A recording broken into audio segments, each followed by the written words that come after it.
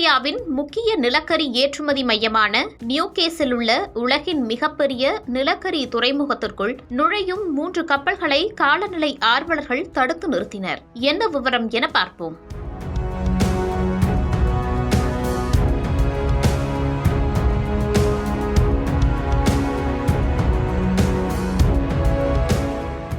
உலகின் மிகப்பெரிய நிலக்கரி துறைமுகத்தில் நடைபெறும் ரைசிங் டைட்டின் வருடாந்திர காலநிலை போராட்டத்தில் ஆயிரக்கணக்கான மக்கள் போராட்டத்திற்காக கூடியுள்ளனர். ஆஸ்திரேலியாவின் முக்கியமான நிலக்கரி ஏற்றுமதி மையமான நியூகேஸில் இது நடந்து வருகிறது. போராட்டம் தொடங்கியதிலிருந்து 141 பேர் கைது செய்யப்பட்டதாக நியூ சவுத் வேல்ஸ் காவல்துறை தெரிவித்துள்ளது. கைது செய்யப்பட்டவர்களில் 121 பேர் மீது கிரைம்ஸ் ஆக்ட் மற்றும் த மெரைன் சேஃப்டி ஆக்டின் கீழ் பல்வேறு குற்றங்கள் சுமத்தப்பட்டுள்ளன.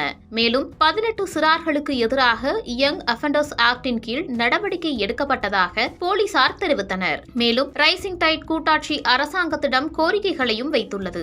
அதில் அனைத்து புதிய புதைப்படிவ எரிபொருள் திட்டங்களையும் ரத்து செய்ய வேண்டும், புதைப்படிவ எரிபொருள் ஏற்றுமதி லாபத்திற்கு 78% வரி விதித்து அந்த எரிபொருட்களிலிருந்து மாற்றத்திற்கு நிதியளிக்கவும், 2030ஆம் ஆண்டுக்குள் நியூகேஸில் இருந்து நிலக்கரி ஏற்றுமதியை நிறுத்த வேண்டும் எனவும் கோரிக்கை வைத்துள்ளனர்.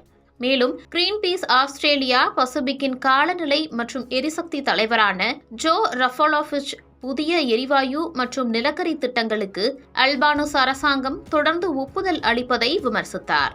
நியூ சவுத் வேல்ஸ் மாநில தலைநகர் சிட்னிக்கு வடக்கே 170 கிலோமீட்டர் தொலைவில் உள்ள இந்த துறைமுகம் காலநிலை மாற்றம் ஒரு பிளவுபடுத்தும் பிரச்சனையாக இருக்கும் ஆஸ்திரேலியாவின் கிழக்கு கடற்கரையில் உள்ள மிகப்பெரிய கப்பல் துறைமுகமாகும்.